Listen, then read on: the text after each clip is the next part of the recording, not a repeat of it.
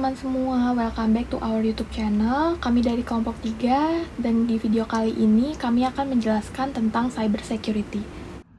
Apa itu cyber security? Cyber security adalah tindakan yang dilakukan untuk melindungi sistem komputer dari serangan atau akses ilegal.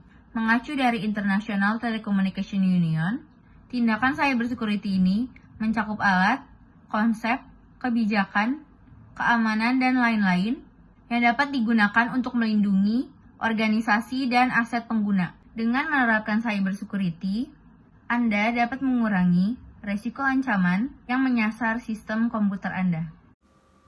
Konsep cyber security. Cyber security mengikuti praktek CIA Triad sebagai konsep dasarnya. Konsep ini meliputi confidentiality, integrity, and availability. 1. Confidentiality atau kerahasiaan adalah upaya untuk merahasiakan sebuah informasi dan data agar tidak terjadi pencurian maupun kebocoran data.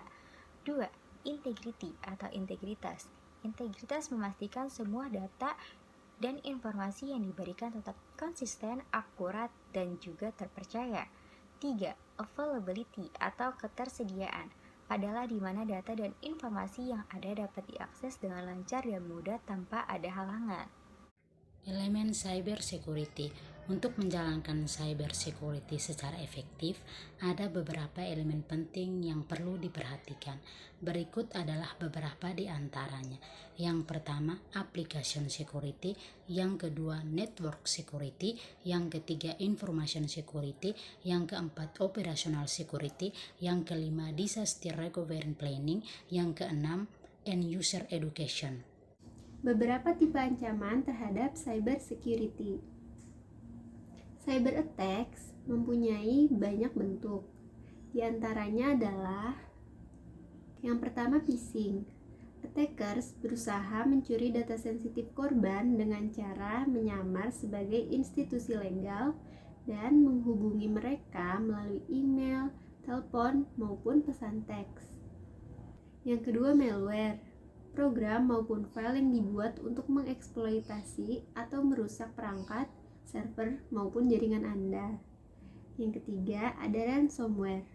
Tipe malware yang didesain untuk mengunci file atau perangkat Anda, kemudian meminta bayaran sejumlah uang sebagai tebusan. Yang keempat, ada social engineering. Pelaku mengeksploitasi aspek psikologi korban dan mendorongnya untuk memberikan informasi personal maupun akses terhadap perangkatnya. Metode ancaman cyber. 1. Malware. Malware atau malicious software adalah salah satu ancaman cyber paling umum. Perangkat lunak ini dibuat untuk mengganggu atau merusak komputer pengguna. Malware seringkali menyebar melalui lampiran email atau unduhan yang nampak sah. Yang kedua adalah injeksi SQL. Injeksi SQL adalah jenis ancaman cyber yang digunakan untuk mengambil kendali dan mencuri data dari pusat data.